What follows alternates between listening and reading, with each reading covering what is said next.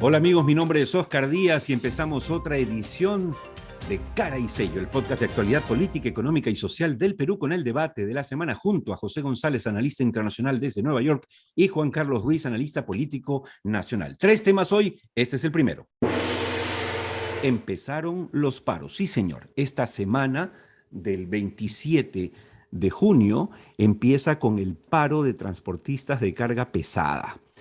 Se juntaron ayer hasta la fin de la tarde en Palacio de Gobierno, pero no llegaron a ningún acuerdo. Conversamos incluso en nuestro programa Tierra Adentro de ATV Más a las 7 de la noche con el dirigente Javier Marchese, presidente de la Unión de Transportistas de Carga Pesada, y nos dijo: no hemos llegado a nada, ahora la pelota está en la cancha del Congreso, pero el Congreso hasta que apruebe lo que ellos quieren que apruebe, yo no sé cuándo va a pasar. Pero bueno, ya lo dijo suave Marchese ayer, Juan Carlos y José, pero dijo: mira, vamos a parar, pero sabemos que Lima tiene una semana por lo menos de alimentos asegurados, así que no nos preocupa mucho. O sea que no piensan que esto va a durar de hoy a mañana, sino que puede durar una semana o quién sabe más. Juan Carlos Ruiz.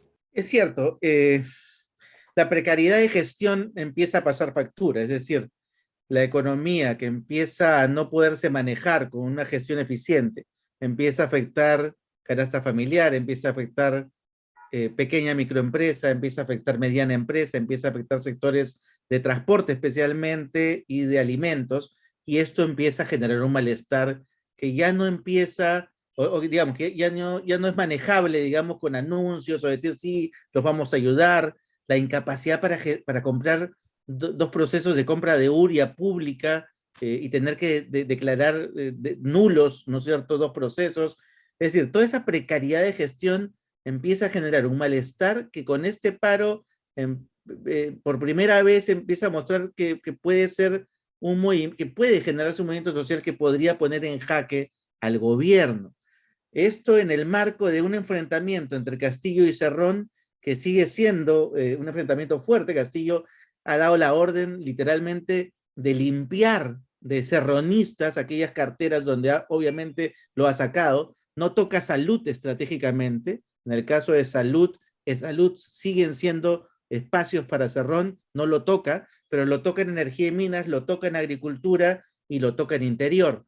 De hecho, curiosamente, el ministro Semanche es quien elabora una estrategia, digamos, de control de orden social frente a este paro para que no se genere un desorden social que pudiese generar desorden y que pudiese poner en jaque al presidente. Eso es lo que viene ocurriendo, pero claro, si me preguntaban hace unos días en una reunión, pero los peruanos son capaces de hacer revoluciones, yo siempre he sostenido que no está en nuestro ADN hacer revoluciones, que tuvieron que independizarnos, pero no quiere decir que no seamos capaces de hacerlas. Es decir, eso está en nuestro chip. Y tampoco hemos tenido nunca a un Castillo de presidente y ni tampoco un desgobierno como el que ahorita se está viviendo, que empiezan a haber algunos ajustes desde el lado del gobierno, ¿no? José, ¿cómo lees tú desde Nueva York este paro? Recordemos que a los amigos del podcast de Caricello, que hace algunas semanas analizamos aquí el paro de transportistas también, que puso en jaque al gobierno y que obligó en un momento en la noche, ¿se acuerdan?, al presidente a ordenar toque de queda para todo el día siguiente, obviamente lo cual nadie cumplió. ¿Cómo ves tú esto? Lo habían advertido las instituciones particularmente vinculadas a Naciones Unidas. Ayer en Tierra Adentro discutíamos la perspectiva de la FAO sobre la hambruna este año en América Latina, particular, que puede ser particularmente severa en la segunda mitad del año y el próximo año. Y siempre se había mencionado lo que acabas de tocar, Oscar, el paro de transportes en el Perú, con este toque de queda tan inusual de Castillo, como una señal de lo que podía venir en América Latina, y lo estamos viendo abiertamente en Ecuador, y estas tensiones se pueden incrementar por la piedra angular de lo que es hoy día la presión inflacionaria en el mundo, que es el precio de los combustibles, por la guerra en Ucrania, y lo que también has tocado sistemáticamente en Tierra Adentro, que es el impacto que está teniendo esto en las materias primas duras y blandas. Y lo que acaba de decir Juan Carlos, en términos de que si no hay proactividad desde el gobierno en atender lo que son necesidades primigenias en la población, y son un descontento y un temor hacia el futuro innegable, la cosa puede escalar, como está sucediendo en el Ecuador, que en los 10 puntos que reclaman tiene mucho que ver esto de los combustibles. Y por otro lado, lo que decía el representante para la FAO en Mesoamérica, que en América Latina la hambruna no es un tema necesariamente de abastecimiento, sino de acceso.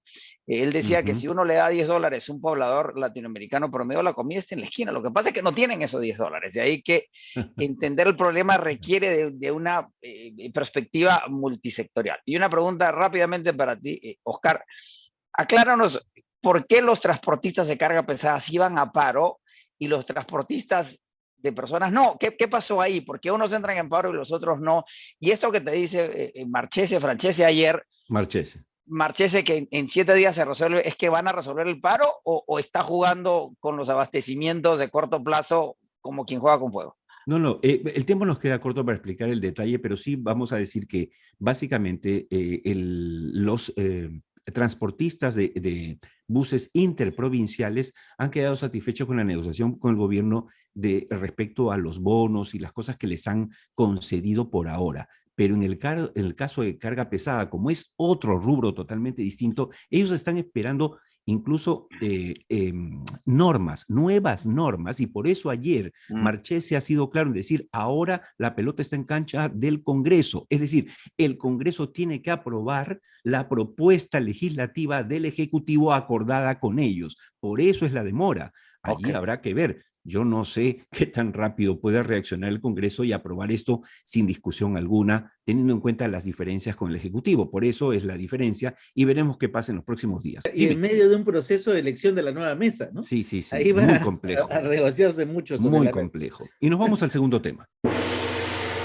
Libertad de información amenazada. A propósito de las declaraciones, ¿no es cierto?, de Samir Villaverde, antes de Karen López, de las fugas, al parecer con, digamos, facilidades del propio Ejecutivo, del ex secretario general de Palacio, Bruno Pacheco, del ex íntimo del presidente Castillo, ex ministro de Transportes y Comunicaciones, Juan Silva, del sobrinísimo Fray, pues nada, el Ejecutivo no ha tenido mejor idea, lo anunció el viernes el primer ministro, de que para, digamos, solucionar la huelga, solucionar el paro, bajar el costo del fertilizante, los precios y la gasolina, bueno, ¿qué tal si proponemos al legislativo un proyecto de ley para penalizar con hasta 4 años a los fiscales, abogados, policías y a los medios de comunicación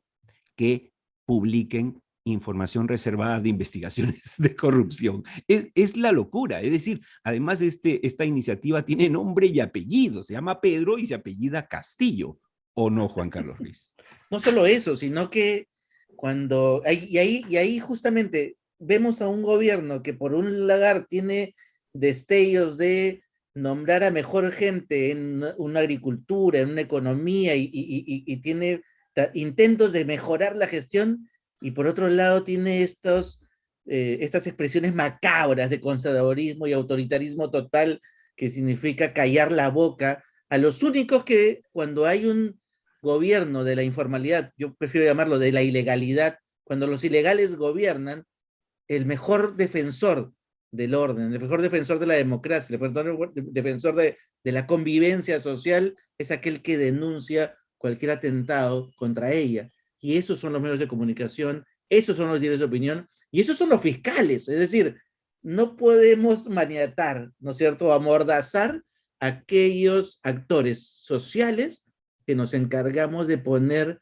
en escena pública aquella información que otros prefieren mantener a oscuras, oculta y bajo la llave, para hacer fechorías literalmente y levantarse el Estado, no como lo que es ser o debe ser, que es servir al ciudadano, sino que lo que ellos creen que es un botín al cual hay que asaltar, ¿no? Además, claro, se trata aquí con esta iniciativa, y le doy pase a José porque también hace algunas semanas el Congreso de la República también ha planteado otra iniciativa prima hermana de esta, que también conculca los derechos, digamos, de información que tiene el periodismo libre, y que ha destapado, como lo hizo IDL en su momento, el caso Odebrecht, etcétera, etcétera, los cuellos blancos, hay una larga lista. Pero el Congreso también lo hace. Hay mucho miedo, José, de que la prensa haga su labor y entonces se le quiere disparar al cartero. Y que además en una prensa que en el Perú es monopólica y que hoy día está sencillamente con leerla y sin tener una opinión ni a favor ni en contra, muy alienada con una posición de cara al gobierno, habiendo perdido mucho la objetividad. Llama mucho la atención, creo que en el Perú es un fenómeno muy singular. En el resto de América Latina la prensa tiene opciones, en el Perú pareciera que existen muy pocas. Y por otro lado, también hay que subrayar en esta última encuesta del IEP, donde el Congreso vuelve a tener peor popularidad y mayor rechazo que la del presidente, donde hay una lectura general peligrosa. Además, yo no sé si ustedes comparten mi lectura de peligrosidad de que la gente percibe mayor corrupción en el Congreso, que es la voz del pueblo, entre comillas, ¿sí? No solo en Perú, sino en todas partes del mundo, particularmente las cámaras conocidas como bajas, las cámaras de diputados. En el Perú somos unicamerales, que el propio gobierno, en donde es muy claro que el serronismo tiene intereses muy mezquinos, muy pequeños, que son tan obvios que son inocultables, ¿verdad? ¿O me equivoco? Totalmente de acuerdo, totalmente de acuerdo. Y llama la atención en realidad que la gente en estas encuestas más imparciales, no sesgadas, eh, a pesar de que es el Ejecutivo el que ha recibido la mayor cantidad de destapes, entre comillas, ¿no es cierto? Entre denuncias, confesiones, delaciones, etcétera, a audios, apunten hacia el Congreso, que no tiene esa cantidad de prensa en contra, pero nos dice que algo se está pudriendo en Dinamarca. Nos vamos al último tema. Ecuador en llamas. Sí, señores. Ecuador, que nos comentaba José González justamente hace una semana que en el PDAC había terminado siendo una suerte de estrella. Vengan a mi casa esta Navidad. Aquí en Ecuador puedes hacerla linda. Hay petróleo, ¿no? Hay minería, está Lazo. Bueno, Lazo está a punto de ponerse un lazo en el cuello y ser colgado por las comunidades, por los nativos que ya van 16 días con hoy, 16 días de manifestaciones y revueltas obviamente con represión policial. ¿Qué está pasando ahí en realidad, José González? Lo habíamos comentado, si bien no recuerdas, es que el podcast tiene tanto tiempo que en la elección de Lazo, Lazo llega a la presidencia, pero no tiene mayoría en el Congreso ni representación significativa, y eso siempre iba a funcionar en contra. Y la elección de Lazo es posible porque Pachacuti, que el brazo político de la CONAIE, que es la Confederación de Movimientos Indígenas Ecuatorianos, manda no votar, y en la segunda vuelta hay 2 millones de votos que no se efectúan, y gana Lazo. Siendo un gobierno neoliberal, por así llamarlo, conservador, vinculado a intereses de aquellos de las reformas latinoamericanas de los 90, es un gobierno que era políticamente libre y con el correísmo como enemigo dentro del Congreso. Esta iniciativa de recortar la presidencia, por lo que se llama en la Constitución el estado de conmoción, la Constitución ecuatoriana contempla que el presidente sea destituido. Es una iniciativa del correísmo que tiene 40 y pico representantes en la Cámara. Necesitaban 70 y pico votos para que el proceso se iniciara, y se inicia el sábado. Y necesitan más de 90 votos para que se apruebe. Todo va a depender si Pachacutic se suma o no al proceso, y si se suma al proceso, el presidente Lazo va a ser destituido. Hay una lista de 41 congresistas que van a intervenir, el proceso empieza el sábado.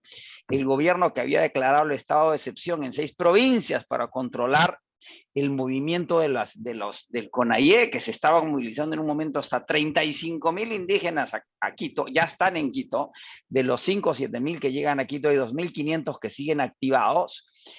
Una de las condiciones es que se elevara, tienen 10 condiciones que tienen el precio de la gasolina, una serie de normas parecidas a lo que se ha discutido en el Perú con el término agrario, detener la privatización del sector, de ciertos sectores, y particularmente petróleo y minería, que es lo que había vendido Ecuador en el PDAC, a pesar de que se levanta el estado de excepción y que se denuncia un golpe de estado en proceso, el proceso sigue avanzando y veremos qué pasa esta semana, si bajan o no las tensiones. La represión de las fuerzas policiales, que se había mantenido al margen durante las marchas de las provincias de Quito, se reactiva ayer, domingo, en Quito.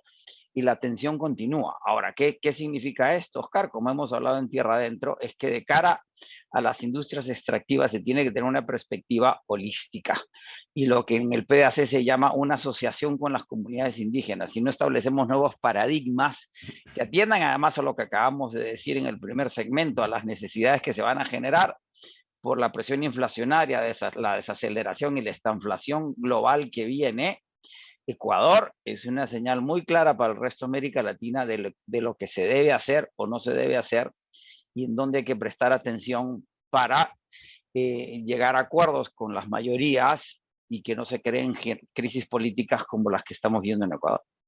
En 30 segundos, Juan Carlos Ruiz, para terminar, ¿esta era una guerra avisada? En tu lectura, el triunfo de Lasso, frágil al final de la segunda vuelta ecuatoriana, ¿nos anunciaba una situación como la que hoy estamos viendo en el hermano país del norte? Yo creo que sí, porque, o sea, en tal caso el insumo estaba ahí y estaba claro, dependía de cómo movieras las piezas y el juego político para que te anticiparas, digamos, a esto que se iba a venir. Si tú sabes jugar al ajedrez político, te das cuenta que tu contendor que controla el Congreso, en este caso los correístas, que iban a hacer obviamente un ataque, me hace recordar además el caso PPK, ¿no? Si no sabes jugar a la política y crees que por ser quien eres lo puedes manejar simplemente riéndote o haciendo o utilizando una parafernalia, digamos, de lujo, no funciona así, pues la política es intercambio, es negociación, es sentarse en la mesa y hablar claro, ¿no?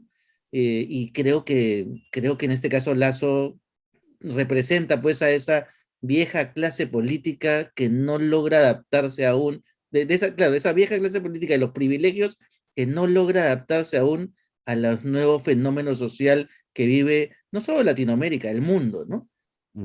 Totalmente de acuerdo. Y con esa reflexión les decimos gracias a José González y Juan Carlos Ruiz por sus opiniones siempre bien informadas. Oscar Díaz también les dice gracias por acompañarnos como todas las semanas en Cara y Seria, los podcasts de actualidad política, económica y social del Perú. Recuerden que nos encontramos en cualquier momento en YouTube, Spotify o iTunes, salvo mejor opinión.